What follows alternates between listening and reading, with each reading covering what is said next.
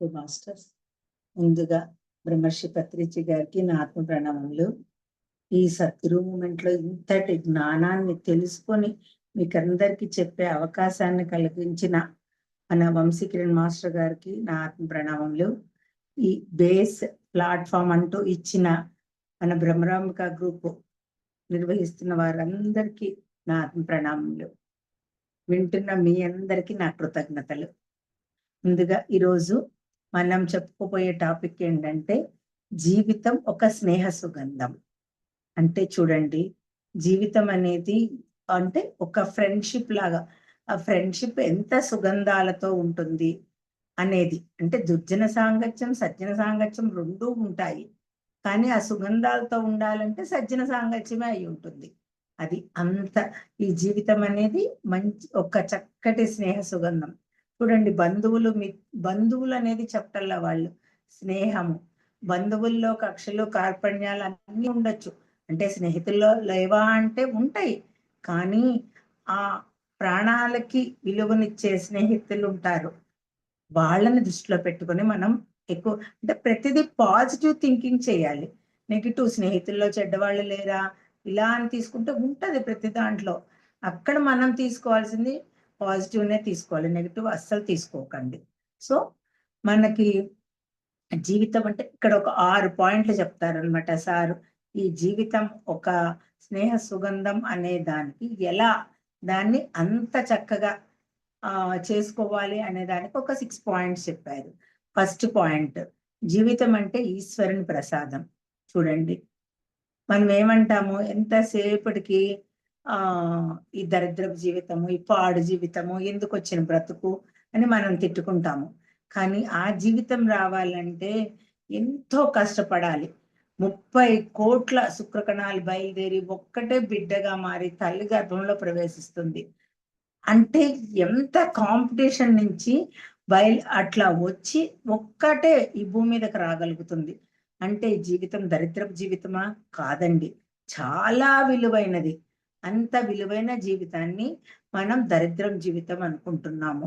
ఇక్కడ చూడండి, అది పురుగు కావచ్చు, జంతువు కావచ్చు, చెట్టు కావచ్చు, ఏదైనా దాని జీవితం దానికి గొప్పనే. అది ఈశ్వరుడిచ్చిన ప్రసాదంగా.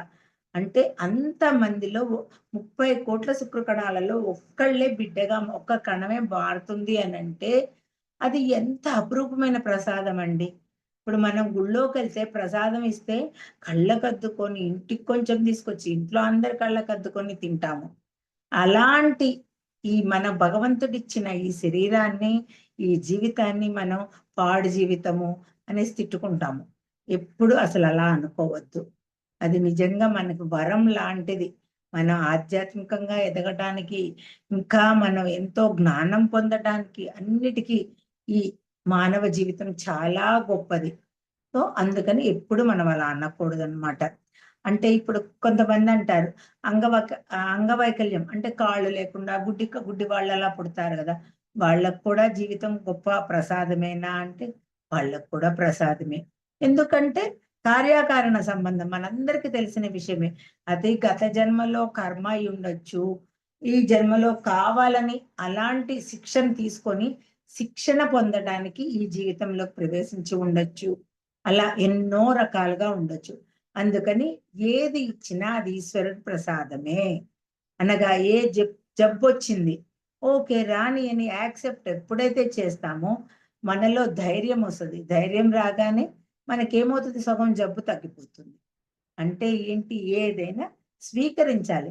నువ్వు ఎప్పుడైతే నేను దీన్ని కాదు ఇది ఎందుకు నాకు వచ్చిందని ఏడుస్తావో అది నరకప్రాయంగానే అవుతుంది. అందుకనే ప్రసాదంగా భావించాలి. అదే ఇప్పుడు మనం ఎప్పుడు వస్తాము, ఈ 30 కోట్ల శుక్రకణాలు బయలుదేరి తల్లి గర్భంలో ప్రవేశిస్తుంది. 1 నెల, 2వ నెల, 3వ నెల అలా జరుగుతూ ఉంటది. 6వ నెలలోనో 8వ నెలలోనో మనం ప్రవేశిస్తాము. అంటే అది మనది కాదు, ఆ కణము మన దానిలోకి మనం ప్రవేశిస్తున్నాము. అంటే ఏంటి, అది మనకి వరప్రసాదంగా దొరికిన జీవితం అనే కదా. అది ఒక అద్దె ఇల్లు, మంచి ఇల్లు దొరకాలంటే మనం ఎంతో రీసెర్చ్ చేసి చేస్తాము. అంటే ఏంటి, అది దొరికినాక దాన్ని హ్యాపీగా ఎంజాయ్ చేయాలి అంటే దాన్ని యాక్సెప్ట్ చేసుకుంటూ వస్తాము.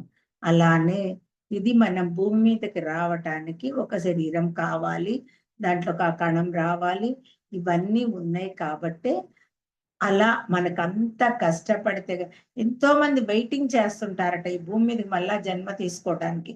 అలాంటి మానవ జన్మ అపురూపమైన జీవితము మనకొస్తే దాన్ని మనం దరిద్రం అనకూడదు, ఈశ్వరుని ప్రసాదం అనే అనుకోవాలన్నమాట. అది ఫస్ట్ పాయింట్ అదనమాట. సెకండ్ పాయింట్ ఏంటి, జీవితం చాలా అందమైనది, ఆనందించాలి.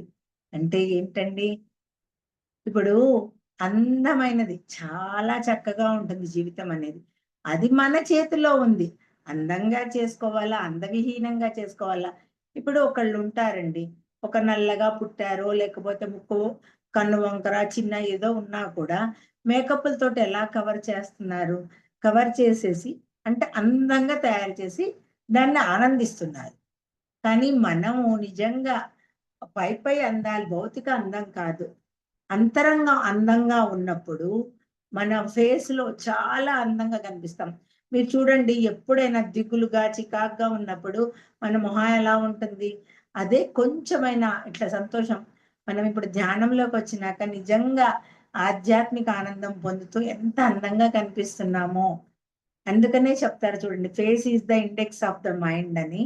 అంటే ఏంటి, మీ ఫేసు మీ మనసులో ఆలోచనలని ప్రస్ఫుటం చేస్తుంది, అంటే కనిపించేటట్లు చేస్తుంది. అది అందంగా మార్చుకోవాలన్నా మన చేతుల్లోనే ఉంది, ఎలా ఉండాలన్నా మన చేతుల్లో ఉంది. కాబట్టి మన జీవితం చాలా అందమైనది, ఆనందించడం నేర్చుకోవాలన్నమాట. ఇక్కడ ఎగ్జాంపుల్గా అలెగ్జాండర్ ఉన్నాడండి. అలెగ్జాండరు ఎన్నో దేశాల మీదకి దండయాత్రలకు వెళ్ళి ఎంతో రాజ్యం విస్తరిస్తాడు. అలెగ్జాండర్ మహా చక్రవర్తి అనిపించుకోవాలని ఆయన ఎంతో ఇది, కానీ ఆయనకి ఎప్పుడు టెన్షనే ఉంటది. ఎందుకు అని అంటే, ఇవాళ ఈయన ఒక రాజ్యం మీద దండయాత్ర చేసి వాళ్ళ మీదకి యుద్ధం చేసి వాళ్ళని నాశనం చేశాడు. అంటే ఎవరో ఒకళ్ళు ఈయన ఎప్పుడో అప్పుడు చంపేయటానికి రెడీగా ఉంటారు కదా. అంటే ప్రతిదీ అది భయమో బాధో ఏదో తెలీదు వాళ్ళకి, అలా అలా ఉంటారనమాట వాళ్ళ జీవితం. ఇది ప్రశాంతంగా ఉండరు, ఎప్పుడు చూసినా అమ్మో ప్రశాంతంగా నిద్రపోలేరు, ప్రశాంతంగా తిండి తినలేరు. ఎందుకంటే ఆ తినే పదార్థాలలో విషం కలుపుతారేమోనని అంత ఇదిగా ఉంటారు. పేరుకి మహాచక్రవర్తి, కానీ ప్రశాంతత ఉండదు. అదే మామూలుగా ఆయన వెళ్తూ ఉంటారట, అడవుల్లో నుంచి ఇట్లా సైన్యాన్ని తీసుకొని వెళ్తూ ఉంటారు కదా. అప్పుడు ఒక సన్యాసి ఒక చెట్టు కింద పడుకొని ఉంటారట. పడుకొని ఆయన హాయిగా చిద్విలాసంగా ఉంటారు. ఆయనకేంటి, ఆయన దగ్గర ఓ డబ్బులు ఉండవు, ఓ ఇదేంటి రేపుడు గురించి ఆలోచన ఉండదు, ఈ పూట దొరికింది తింటాడు, డబ్బులు సంపాదించి పిల్లలకి మనవాళ్ళకి ముద్దు మనవాళ్ళకి ఇవ్వాలని ఉండదు. అంటే ఎంత ప్రశాంతంగా ఉంటారు వాళ్ళు. వచ్చిందా తింటాం, లేదా లేదు. ఒక్క పూట ఉపవాసం ఉంటే ఏమవ్వము, ప్రశాంతంగా.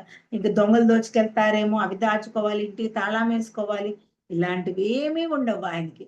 అంత ప్రశాంతంగా చిరునవ్వులు చిందిస్తూ ఆ చెట్టు కింద పడుకొని కాళ్ళు ఊపుకుంటూ ఉంటాడట. అలెగ్జాండర్ అనుకుంటాడనమాట, అలా ఎలా ఉంటాడు అతను అంత ప్రశాంతంగా అనుకొనేసేసి రాజభటుల్ని పంపిస్తాడు, అతను తీసుకురండి అనేసి. అని అంటే అతను ఏం చేస్తాడు, రాజభటులు వెళ్ళి అంటారు, రాజుగారు పిలుస్తున్నారు అంటే, రాజుగారు అయితే ఎవరికి గొప్ప, ఆయన్నే రమ్మనండి అని అంటాడనమాట. అంటే అప్పుడు అలెగ్జాండర్కి ఏంటి, అందరూ ఆయన కింద వంగి ఉండాలని కదా, వస్తాడనమాట కోపంగా. వచ్చేసేసి కత్తి తీస్తాడు. కత్తి తీసేస్తే అప్పుడు అతను నరకటానికి కత్తి తీస్తాడు. కత్తి తీయంగానప్పుడు సన్యాసి ఇలా చెప్తాడనమాట, ఆ కత్తి ముందు లోపలికి పెట్టుకో, ఏం చేస్తావు నువ్వు ఇప్పుడు, నా తల నరుకుతావు, అప్పుడు ఆ తలను నేను చూస్తాను, అంతే కదా, నీవు చూస్తావు. ఎందుకంటే కళ్ళు, తల నరకంగానే ప్రాణం పోదు, మనం సినిమాల్లో చూస్తుంటాం కదా, అది నేను చూస్తాను నువ్వు చూస్తావు, అంతకంటే ఏముంది దాంట్లో. ఇప్పుడు నువ్వు తల నరకడం వల్ల ఏమొస్తుంది అని అంటాడనమాట. నీవు నన్ను చంపలేవు అని అంటాడు. ఎందుకనంటే ఈ శరీరాన్ని చంపుతారు, ఆత్మని చంపలేరు కదా. సో నేను ఒక ఆత్మను అంటాడనమాట. అప్పుడు ఆయన అంటాడనమాట, అసలు నీ ఆనందానికి కారణం ఏంటి అని అంటే, నేనేం చేయాలి? అలాంటి ఆనందాన్ని పొందాలంటే నేనేం చేయాలి అనంటే, అన్నీ వదిలి వచ్చేయి అంటాడు. అమ్మో! అన్నీ వదిలి ఎలా వస్తాము? ఇప్పుడు నాకక్కడ రాజ్యంలో పిల్లలు, భార్య అందరున్నారు. నేనిప్పుడు యుద్ధాలు మానేస్తే నా దేశం మీద దండయాత్రకొస్తారు. అప్పుడెలాగు? నన్ను నేను కాపాడుకోవాలి. నా బిడ్డల్ని, నా భార్యని కాపాడుకోవాలి. నా దేశ ప్రజల్ని కాపాడాలి కదా! నేను ఈ బంధాల్లో చిక్కుపోయున్నాను. నేను రాలేను అంటాడు. అంటే అప్పుడు అంటాడనమాట, నీకెప్పటికీ అట్లయితే నీవెప్పటికీ ఆనందాన్ని పొందలేవు. వాటిని వదిలేసి రాగలగాలి అని అంటాడనమాట. అంటే అతనేంటి ఆ బంధాల్లో ఇరుక్కున్నంత వరకు ఆనందాన్ని పొందలేడనమాట. అప్పుడు అతను ఇంకా చివరికి అతను అలా అనుకుంటూనే ఇంక ఈ బాధ్యత అయినాకొస్తాను, ఈ బాధ్యత అయినాకొస్తానని చెప్తారు. ఇప్పుడు మనం కూడా అదే గదా చేస్తుంది. ఈ బాధ్యత అయిపోయినాకొస్తాం, ఈ బాధ్యత అయిపోయినాకొస్తామని. అంటే చనిపోతామని కాదు. మనకి వంశీ సారు అదేంటి తపోవనానికి రండి 4 రోజులు ఆశ్రమ ధర్మంలోకి రండి అనంటే, అయ్యో! ఎలాగండి మా అమ్మాయి పెళ్ళుంది. పెళ్ళైనాక మా అమ్మాయికి ప్రెగ్నెంట్ వచ్చింది. లేకపోతే మా పిల్లలు వాళ్ళ పిల్లలొచ్చారు. వాళ్ళని చూసుకోవాలి గదా! ఈ బాధ్యతలు నాకున్నాయి కదా! అని అంటాము. అంటే ఎప్పటికీ ఈ జీవితం ఇంతే. కాకపోతే ఇంత ప్రాబ్లమ్‌లో గూడా మనందరం ఎందుకు అదృష్టవంతులం అంటే ఈ సజ్జన సాంగత్యాన్ని పొందుతున్నాం. మన కోసం మనం కొద్దిసేపు ధ్యానం చేసుకోగలుగుతున్నాము. మన కోసం, మన ఎదుగుదల కోసం కొన్నిటిని చేయగలుగుతున్నామంటే, మనం చాలా అదృష్టవంతులమనమాట. అంటే అలెగ్జాండర్ కంటే అదృష్టవంతులమే. మనం ఎక్కడికో వెళ్లి ఏమీ చేయలేకపోవచ్చు. సంసారంలో ఉంటూనే నిర్వాణం పొందుతూ ఉంటారు కదా! అలా జీవితాన్ని మనం ఆనందంగా అనుభవిస్తున్నామనమాట. అది ఇక్కడ జీవితం చాలా అందమైనది. ఇప్పుడు మనం గనక తిట్టుకున్నామనుకో, నాకెప్పుడు ఈ బాధ్యతలే, నా కర్మ ఇదే, నేనేం చేయలేను అనేసేసి. ఈవెన్ నిజంగా ఇప్పుడు కూడా మా అమ్మాయి జాబ్ ఇవాళే జాయిన్ అయింది. జాయిన్ అయితే పాపను ఉంచుకోవాల్సొస్తుంది. పాప నా దగ్గర తప్ప ఉండటం లేదు.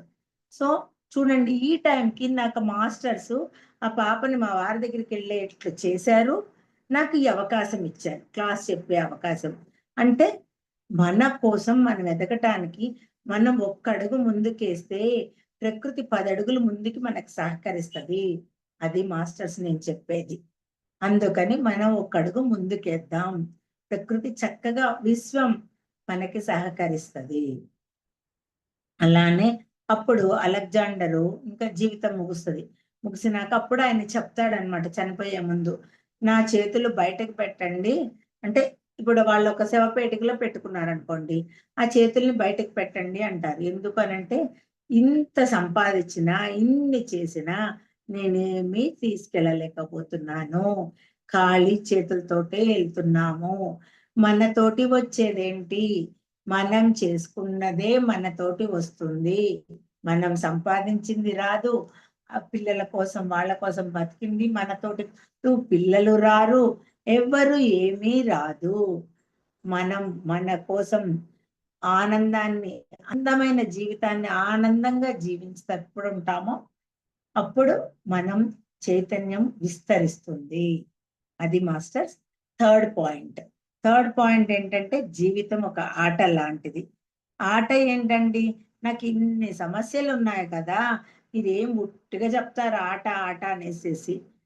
అంటే అప్పుడు అని అంటారు కదా! అందరూ అదే మాట అంటారు. నిజమే. భార్యాభర్తను తీసుకుంటే ఎవరికి వాళ్ళే నాదే రైటు, నాదే రైటు.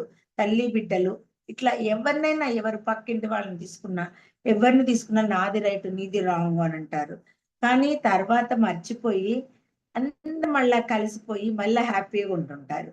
అంటే ఏంటి? అది ఒక ఆట. ఓడిపోతుంటాం, గెలుస్తుంటాము. ఇప్పుడు పాకిస్తాన్, ఇండియాకి క్రికెట్ ఇది పెడతారు. క్రికెట్ ఆట. పెట్టినప్పుడు ఏ టీమ్ గెలుస్తదని అసలు వరల్డ్ మొత్తము ఎందుకంటే ఇంత బద్ధ శత్రువులు ఆడుతున్నదనమాట అనేసేసి అనుకుంటారు. కానీ అక్కడ మన దేశ సరిహద్దుల్లో జరిగే వాటిని వదిలేసి ఆటగాళ్ళు మంచిగా ఆడుకుంటారు. వీళ్ళని ఇప్పుడు ఇండియన్స్ కొంతమంది పాకిస్తాన్ టీమ్ వాళ్ళని సపోర్ట్ చేసేవాళ్ళుంటారు. పాకిస్తాన్ వాళ్ళు ఇండియాని సపోర్ట్ చేసేవాళ్ళుంటారు. అంటే ఏంటి? దాన్ని ఆటలాగా తీసుకొని ఆడుతున్నారు. అందుకనే వాళ్ళు ఆడి గెలిచినా, ఓడినా ఒకేలాగా స్వీకరించగలుగుతున్నారు. ఇప్పుడు ఫుట్బాల్ ఆటే ఉందనుకోండి, మనం ఆడుతుంటాము, క్రికెట్ ఆట ఉంటది. ఆడుతున్నప్పుడు గోల్ పడనీయకుండా అవతల ఉంటారు గదా! వాళ్ళు ఆపేస్తుంటారు గదా! అంటే ఏంటి? అక్కడ మన అత్తగారో, మన భర్తో ఎవరో ఉన్నారక్కడ. వాళ్ళే ఆపుతున్నారు. వాళ్ళని దాటి వెళ్ళాలి. అంటే ఏంటి? మనం ఆటని ఆటలాగా చూడకుండా అత్తగారు, భర్త, ఆడపడుచుని ద్వేషాలను పెంచుకుంటే జీవితము ఎంత భయంకరంగా తయారవుతదో మీరే ఆలోచించండి. అందుకని అది ఆటలాగా తీసుకోవాలి. ఎందుకు అనంటే మనకు కష్టం వచ్చినప్పుడు బంధువులు గూడా ఆదుకుంటుంటారు. ఈరోజు తిట్టుకుంటుంటారు. మనకు కష్టం వచ్చినప్పుడు వాళ్ళు ఆదుకుంటారు. అంటే ఏంటి? అన్నీ మర్చిపోగలుగుతున్నామనే కదా! ఆట. గెలుపు ఓటముల్ని ఒకటేలాగా స్వీకరించాలి. ఆ! అట్లానే ఇవన్నీ రూల్స్ అన్నీ విశ్వ నియమాలన్నమాట. కొన్ని రూల్స్ ఉంటాయి. ఇలా ఉండాలి అనేది.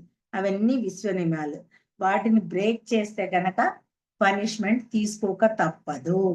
ఎప్పుడైతే మనం విశ్వ నియమం ధర్మంలో ఉండకుండా అధర్మంలో ఉన్నప్పుడు శ్రీకృష్ణ భగవానుడు అంటే కొన్ని చిన్న చిన్న ఇవి చేశాడు కాబట్టే రాములు జన్మలో రామావతారంలో ఆయన చాటు నుంచి బాణం వేసి వాళ్ళని చంపినందుకు ఈయన అలానే కాలు ఊపుకుంటూ పడుకుంటూ కృష్ణుడు మరణం ఎలా జరుగుతుంది? అది గుర్తు తెచ్చుకోండి. అక్కడ ఎలా చంపారో ఇక్కడ అలానే అదొక చెవులనుకోనో ఏదో చంపుతారు ఒకళ్ళు. బాణం వేస్తే అది ఈయన కాళ్ళలో గుచ్చుకొని ఈయన మరణిస్తారు. అంటే ఏంటి? క ఆ జన్మ కర్మ ఎవరికైనా తీసుకోవాల్సిందే. అక్కడ ఆయన దేవుడే. కానీ ఇక్కడ మానవ జన్మగా తీసుకున్నాడాయన. అందుకని అది తప్పలేదు అనుభవించటము. అందుకనే జీవితాన్ని ఆటగా తీసుకోవాలి. అక్కడ ఆయన బాధపడలేదు. హ్యాపీగా ఓకే. నేను చేసిన కర్మనే నేను తీసుకుంటున్నాను అని తీసుకోగలిగాడు. అంటే ఏంటి? అక్కడ విశ్వనియమం తప్పాడు కాబట్టి ఇక్కడ విశ్వనియమం పనిష్మెంట్ తీసుకోవాల్సొచ్చింది. అనగా అవే కర్మలుగా మనం చేసేవే మనకి కర్మలుగా వస్తాయి. శకుని చూడండి. అతను అధర్మంలో ఉంటూ రూల్స్ ప్రకారం ఆడలే కాబట్టే ఆయనకి అధర్మంలోకయ్యాడు. కానీ శ్రీకృష్ణుడు రూల్స్ ప్రకారం ఆడాడు. కానీ అతను అతను కూడా ఒక్కొక్కసారి బ్రేక్ చేసిన 90% రూల్స్ తోటి ఆడి ధర్మం వైపు ఉన్నాడు. అధర్మం వైపు ఉండలేదు. అందుకనే మనం ధర్మం వైపు ఉంటూ అది అక్కడ ఆ సందర్భానుసారం ఆ కాలమాన దేశ పరిస్థితుల ప్రకారం అక్కడ ఒక్కొక్కసారి చిన్న ఇది చేయాల్సి వస్తుంది. దానికి చిన్న శిక్షనే పడుతుంది మనకి. కానీ అక్కడ ఆ పరిస్థితులకి మనం చెయ్యాలి. అంటే ఏంటి ఇక్కడ మనకి ఈ జీవితం ఆట లాంటిది. దాంట్లో పనిష్మెంట్ తీసుకోకుండా ఉండాలంటే అహింస, ధర్మం అనే రూల్స్ మనం గుర్తుపెట్టుకోవాలి. పైలోకం నుంచి వచ్చినప్పుడు ఇవన్నీ మనం తెచ్చుకున్నవే. ఎందుకంటే ఇవన్నీ నేను పనిష్మెంట్‌గా తీసుకొని ఇక్కడ జ్ఞానం పొంది నేను వస్తాను అని తెచ్చుకున్న వాటిని ఇక్కడికొచ్చినాక మనం అవి బాధగా అనిపిస్తది. వాటిని మనం తీసుకోవడానికి ఇష్టపడము. అందుకని అక్కడ వాటిని మనం తీసుకున్నవే. కాబట్టి ఇక్కడ మనం ధర్మంలో ఉంటూ ఆ రూల్స్‌ని అతిక్రమించకుండా ఉన్నప్పుడు అది ఒక ఆటలాగా చక్కగా సాగిపోతది జీవితము. అంటే ఇక్కడ చూడండి కృష్ణుడు వెన్న కూడా దొంగతనం చేస్తాడు. అదేంటి లీలా వినోదం. ఇది ఒక ఆనందం అన్నమాట. ఆట. జీవితం ఒక ప్రసాదం. దాన్ని ఆటలాగా చక్కగా తీసుకోవాలి. మరలా రాదు ఈ జీవితం మనకి. దాన్ని అసహించుకోకండి. చావు వరకు వెళ్తే కానీ మన జీవితం విలువ తెలీదు. నాగమణి గారు హ్యాండ్ రైజ్ చేశారు. ఓకే. అందుకనే జీవితం చాలా విలువైనది. ఆనందించండి, ఆడండి. జీవితం ఒక ఆట వంటిది. కృష్ణుడు వెన్న దొంగలించినప్పుడట ఆ గోపికలు అదేంటి ఆ ఇంటికల్లోళ్ళు ఎవరో అడుగుతారు కదా! "ఏంటి ప్రొద్దున్నే ఇక్కడికొచ్చావు? ఏం చేస్తున్నావు?" అనంటే, "అయ్యో! నా దూడ పోయింది. అది ఎతకడానికొచ్చాను" అంటాడట. అంటే దూడ పోతే కుండలో ఉంటుందా? అంటే, "అదే నేను చూస్తున్నాను." అక్కడ పల్లెటూళ్ళలో వరుసలు పెట్టి పిలుస్తారు గదా! అత్త నేను అదే చూస్తున్నాను. మీ కుండలో నా దూడ ఉందేమోనని. అంటే చూడండి ఆయన ఎంత ఆటలాగా తీసుకున్నారు. అలా ఉండాలన్నమాట మనం కూడా. తర్వాత 4th పాయింట్, జీవితం ఒక కర్తవ్యం, నిర్వర్తించండి. జీవితము బాధ్యత కాదు, కర్తవ్యం. అంటే ఏంటి? ఇక్కడ కర్తవ్యం దైవమానికం. అంటే మనము ఇక్కడ కొన్ని పనులు నిర్వర్తించడానికి, మన కర్తవ్యం నెరవేర్చుకోవటానికి వచ్చాము. బాధ్యత అంటే మనం పిల్లల్ని కానీ వాళ్ళని పెంచి పోషించడం అది బాధ్యత. అది నీ కోసం నువ్వు నీ బిడ్డల కోసమే చేస్తున్నావు. ఇక్కడ కర్తవ్యం అనేది ఏంటంటే విశ్వం కోసం, అందరి కోసం చేసేది కర్తవ్యం. నీకిప్పుడు ఒక జాబ్ చేస్తుంటావు. అక్కడ డబ్బులొస్తాయి. అది అక్కడ ఏంటి? వాళ్ళ డబ్బులు ఇస్తున్నందుకు నువ్వు బాధ్యతగా చేస్తావు. ఇప్పుడు మనకి వంశీ సారు క్లాస్ చెప్తున్నారు. అది ఆయన కర్తవ్యం. అంటే ఈ ప్రపంచమంతా ధ్యాన ప్రపంచం అవ్వాలి, జ్ఞానంలోకి రావాలి. ఆ! విశ్వం అంతా చక్కగా ఆ కర్మలను తొలగించుకుంటూ పైలోకాల్లో అద్భుతంగా జీవించడానికి ఇక్కడ ఒక బేస్ వేసుకోవాలి అని మనకి ఆయన అసలు ఇక్కడ భూమి మీదకి ఎందుకొచ్చారు అనే దాన్ని గుర్తించుకొని ఆయన ధ్యానం ద్వారా గుర్తించుకొని ఆయన కర్తవ్యాన్ని చక్కగా నిర్వర్తిస్తున్నారు ఇక్కడ. మనమేంటి? మనం ఈ బాధ్యతల్లోనే కొట్టుకుంటున్నాము. అందుకనే మనం ఎప్పుడైతే ఈ కర్తవ్యం అనే దాంట్లోకెళ్తామో మనకి భగవంతుడు సహకరిస్తాడు. ఇప్పుడు నేను చెప్పాను కదా! నేనిక్కడ నా కర్తవ్యం అందరికి జ్ఞానాన్ని అందిస్తానని నేను మాట ఇచ్చాను.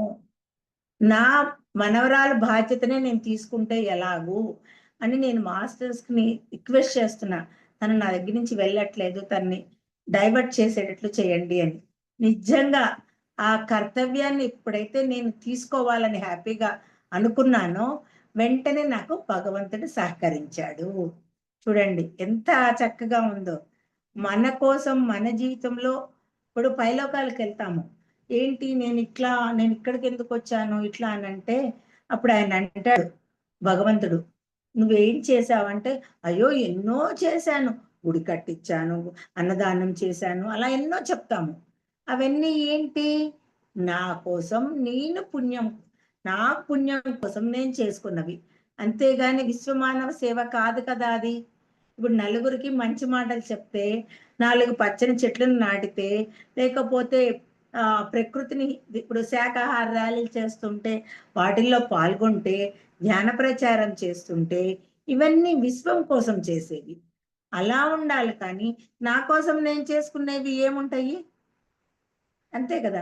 ఇప్పుడు సార్‌నే తీసుకోండి. సారు ఆయన బిజినెస్సే చేసేవాళ్ళో, ఏం చేసేవాళ్ళో నాకు తెలీదు. అట్లాంటి సార్ ఆయనకి ఎందుకొచ్చింది ఇది అనేది రాదు. తెలీదు. ఆయన ఫేస్‌బుక్‌లో చూస్తే ఏముంటాయో తెలుసా? ఆయన సద్గురు మూవ్‌మెంట్ అని కొట్టగానే ఆయన చెప్పిన ఎన్నో క్లాసులు, అద్భుతమైన జ్ఞానము అవన్నీ వస్తాయి. మనకేమొస్తాయి? వాళ్ళ బర్త్‌డేకి విషెస్ చేసుకున్నయి, ఏవో ఇలాంటివన్నీ వస్తాయి. అందరిని నేను తప్పుగా అంటున్నాను అనుకోకండి. అంటే అలా ఎదగాలి. ఇప్పుడు మనకు కూడా ఒక అవకాశం వచ్చింది. మనం కూడా యూట్యూబ్ ఛానల్‌లోకెళ్తున్నాము. మనం చెప్పే జ్ఞానాన్ని కూడా వింటున్నారు కదా! అంటే ఏంటి మాస్టర్స్? మనం కూడా ఆధ్యాత్మికంగా ఎదుగుతున్నాము. మన చైతన్యాన్ని విస్తరించుకుంటున్నాము. మనం కూడా జీవితం ఒక కర్తవ్యంలాగా తీసుకోవటానికి మన ప్రయత్నంలో తొలి అడుగు వేశాము.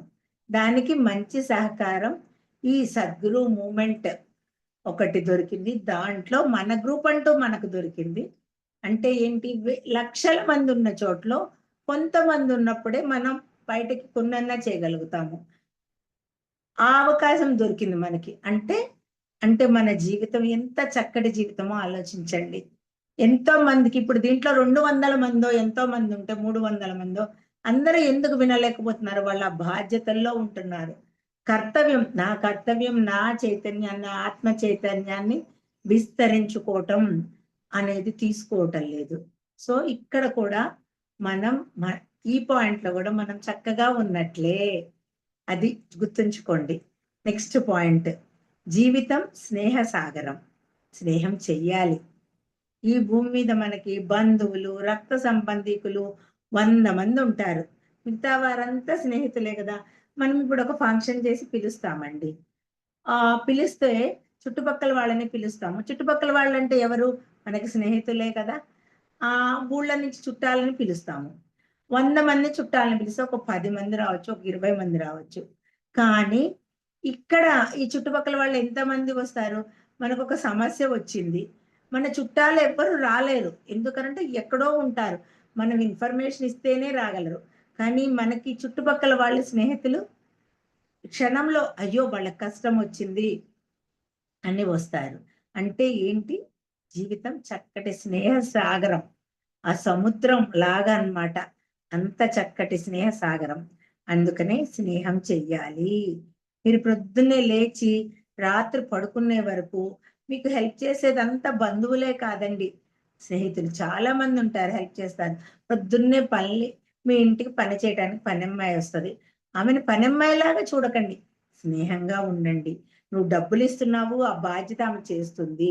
అది కాదు.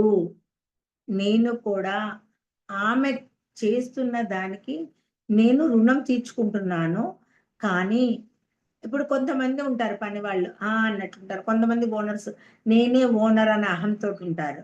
కానీ చక్కగా వాళ్ళతోటి స్నేహంగా ఉన్నప్పుడు వాళ్ళు తక్కువ వాళ్ళు, మనం ఎక్కువ వాళ్ళమని కాకుండా వాళ్ళతోటి స్నేహంగా ఉండి చూడండి.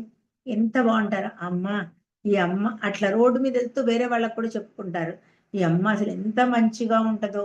తను చేసుకున్న టిఫిన్‌లో నాకు కొంచెం పెడతది. నన్ను పనామెలాగా చూడదు. మనకి దబిక్కిన మనకేదన్నా అవసరం వచ్చి ఇంకో పని చేయమన్నా ఎంత చక్కగా చేస్తారు వాళ్ళు. అంటే ఏంటి? స్నేహంగా ఉన్నప్పుడే ఇది జరుగుతది. అందుకనే ఇప్పుడు మనకి చూడండి, మనం మానవ జాతి. మానవ జాతిలో మనుషులు స్నేహంగా ఉండటం ఓకే. కానీ పక్షి జాతి, వృక్ష జాతి, మినరల్ కింగ్డమ్ ఇవన్నీ స్నేహితులుగానే ఉంటున్నాయి మనకి. అవన్నీ లేకపోతే మనం బతుకుతామా? పక్షి జాతి లేకపోతే మనకసలు ఈ వృక్ష సంపద, ఈ పళ్ళు చెట్లు ఎక్కడంటే అక్కడ మొలవటానికి ఇవన్నీ కారణం ఎవరు? పక్షి జాతే కదా! ఇక్కడ పళ్ళు తినేసేసి, మళ్ళా ఆ చెట్ల మీద ఉన్న క్రిమికీటకాలను గూడా పక్షులు కొన్ని తీసేస్తాయి. అంటే ఏంటి? ఆ పక్షి జాతి మనకెంత స్నేహంగా మనతోటి మంచిగా ఉంటున్నాయి. అలానే వృక్ష జాతి.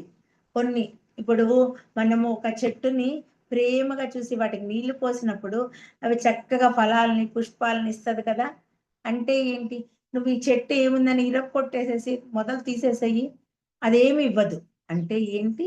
నువ్వెప్పుడైతే స్నేహంగా ఉన్నావో, నువ్వొక చెట్టుకు నీళ్లు పోస్తూ హ్యాపీగా ఫీలవ్వు. అది పువ్విచ్చినప్పుడు థాంక్స్ అని చెప్పు. అది తలలూపుతాయి. అంటే ఏంటి? అవి కూడా మనతోటి స్నేహంగా ఉంటున్నాయి. అలానే మినరల్ కింగ్డమ్ నిజంగా అంటే ఇప్పుడు మనం రాగి గ్లాసులో నీళ్లు తాగితే మనకు ఆరోగ్యానికి మంచిది అని అలా చెప్తారు గదా! అలానే కొన్ని కొన్ని మనం వాడుకుంటాం గదా! అంటే ఏంటి? ఆ మినరల్స్ ఇంధనాలు వాడుకుంటూ కూడా అవి కూడా మనకి ఎనిమీస్ లాగా కాకుండా మనకి స్నేహంగా ఉండటం వల్లనే మన ఆరోగ్యంలో కొన్నిటికి అవి సహకరిస్తున్నాయి. అలా ప్రతిదీ ఈ 5 కింగ్డమ్స్ ఎప్పుడు ఒకళ్ళకొకళ్ళు సహాయంగానే ఉంటాయి. వృక్షజాతి త్యాగం చేయకపోతే మనకి కుర్చీలు, మంచాలొస్తాయా? ఆ చెట్లను నరికే గదా మనం చేసుకుంటున్నాము. అవి మననేమి ఇంకొకసారి నేను చెట్టు చిగురు అని చెప్పటం లేదు కదా అది. అంటే ఏంటి? ఒక మానవుల్లోనే స్నేహం చేయటానికి వెనక ముందు ఆడతాం. అందుకనే మనం ఇక్కడ జీవితం ఒక స్నేహ సాగరం. అందరితోటి స్నేహంగా ఉండాలి అని నేర్చుకుందాం. Next point. ఇక్కడ ఇంకా ఈ పాయింట్‌లో అందరూ బెస్ట్ ఫ్రెండ్స్ ఎవరు వాళ్ళ కోసం జీవితాన్ని త్యాగం చేశారన్నట్టు చెప్పగానే దుర్యోధనుడు, కర్ణుడు అని చెప్తాము. కానీ కాదండి. ఎందుకనంటే మామూలు కర్ణుడిని నీకు ఎవ్వరు బాగా ఇష్టమంటే, నాకు దుర్యోధనుడు నేను ఎందుకు పనికిరాని వాళ్ళలాగా నన్ను తక్కువ కులస్తుడుగా ఉంచినప్పుడు అర్ధరాజ్యం ఇచ్చి అంగరాజుని చేశాడు.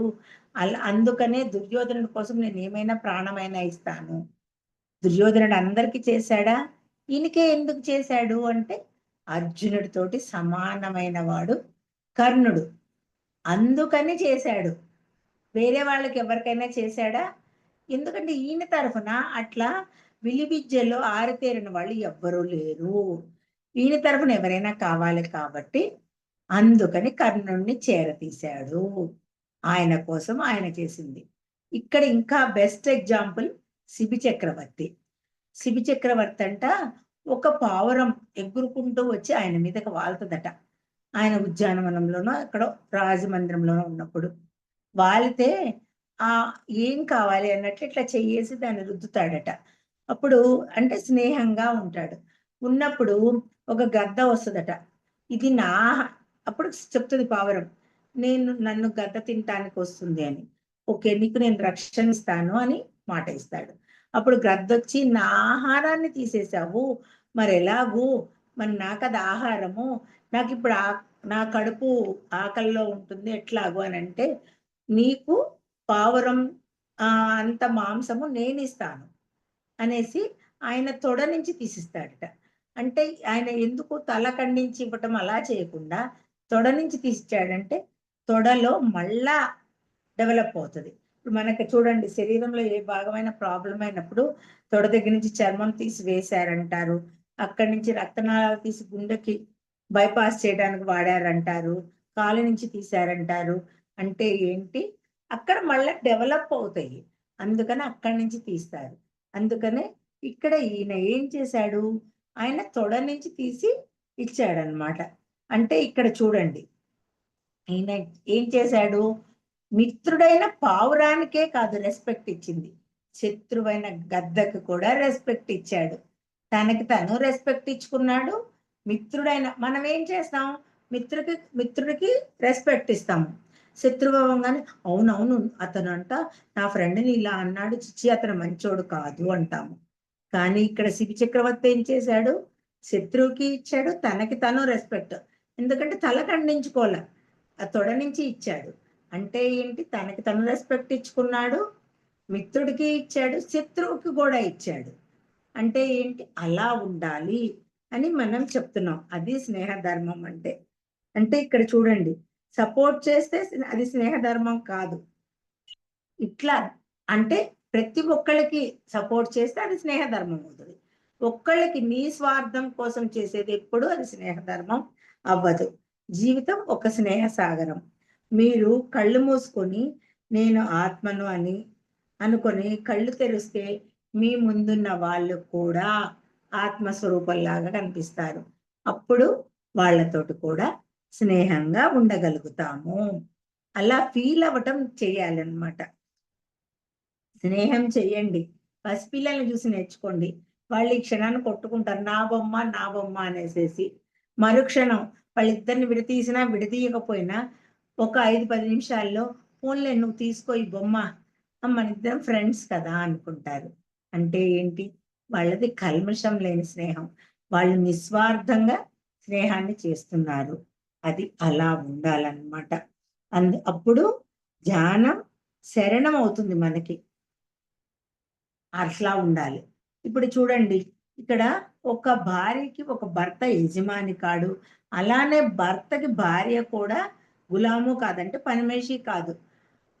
ఆ రూల్స్ కనుక పాటించకపోతే ఇటు పాత్ర అటు అవుతుంది, అటు పాత్ర ఇటు. అంటే ఈ జన్మలో మనం ఒక భర్తగా ఉండి భార్యని హింసిస్తే వచ్చే జన్మలో అదే భార్య భర్తగా వచ్చి మనకి ఆ పనిష్మెంట్ తీసుకోవాల్సి వస్తుంది.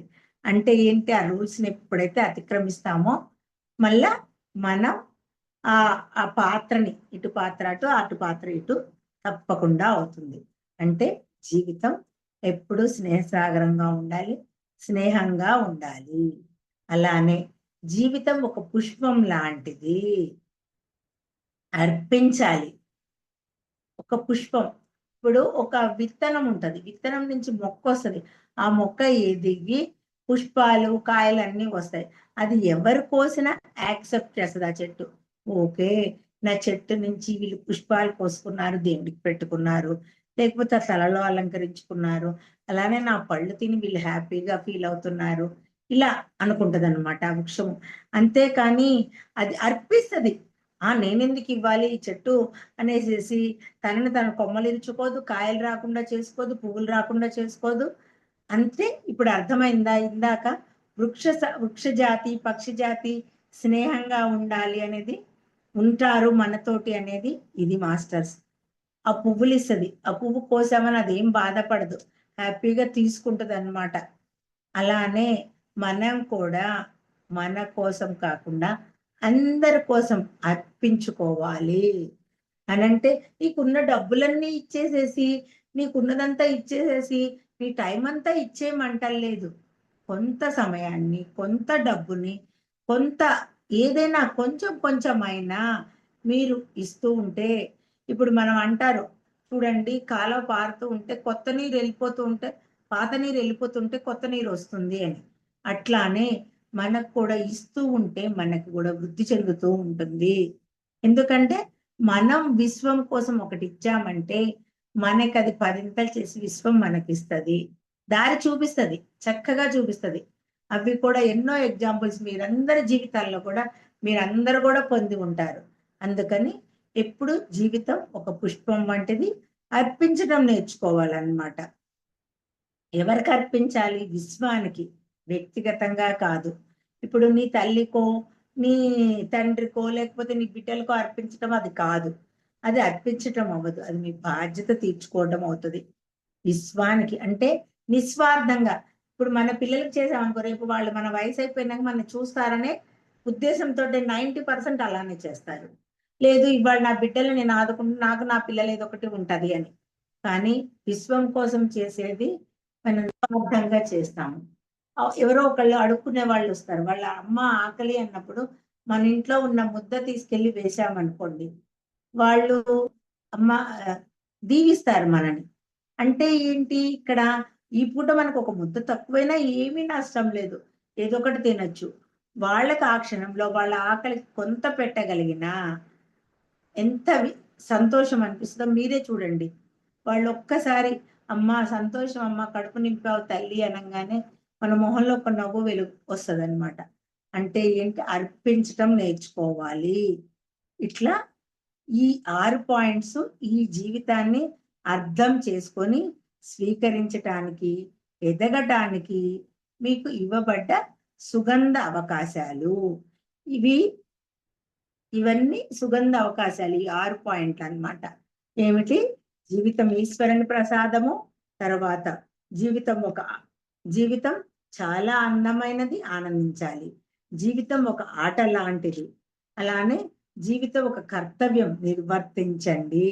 జీవితం ఒక స్నేహ సాగరం, స్నేహం చేయండి. జీవితం ఒక పుష్పం వంటిది, అర్పించండి. అర్పించటం నేర్చుకోండి. ఈ జీవితం అందుకనే ఈ 6 పాయింట్లు పట్టుకొని, మనం ఈ జీవితాన్ని ధ్యానం ద్వారా సుసంపన్నం చేసుకుందాం. మీరు ధ్యానం చేస్తూ మిమ్మల్ని మీరు దాటి వెళ్తారు కదా! అంటే మీ అంతరంగంలోకి, మీ చైతన్యంతో కనెక్ట్ అవుతుంటారు గదా! అప్పుడు అర్థమవుతది మనకి. ఆ సంతోషం ఏంటి? ఆ జీవితం ఎంత అద్భుతమైనది. అక్కడ కనెక్ట్ అయినప్పుడు మనకు తెలుస్తది. మీ అంతరంగంలోకి కనెక్ట్ అవుతుండు. నేను శరీరం కాదు. నేను ఒక ఆత్మ చైతన్యాన్ని అని ఎప్పుడైతే మనం తీసుకుంటామో, జీవితాన్ని ప్రసాదంగానే భావించగలుగుతాము. అది. అది మాస్టర్స్. అప్పుడు ధ్యానం శరణం గచ్చామి. బుద్ధ భగవానుడు చెప్పిన ఆ ధ్యానం శరణం గచ్చామి. అలాంటి జీవితాన్ని మనం పొందుతాము. థాంక్ యూ మాస్టర్స్ అందరికి.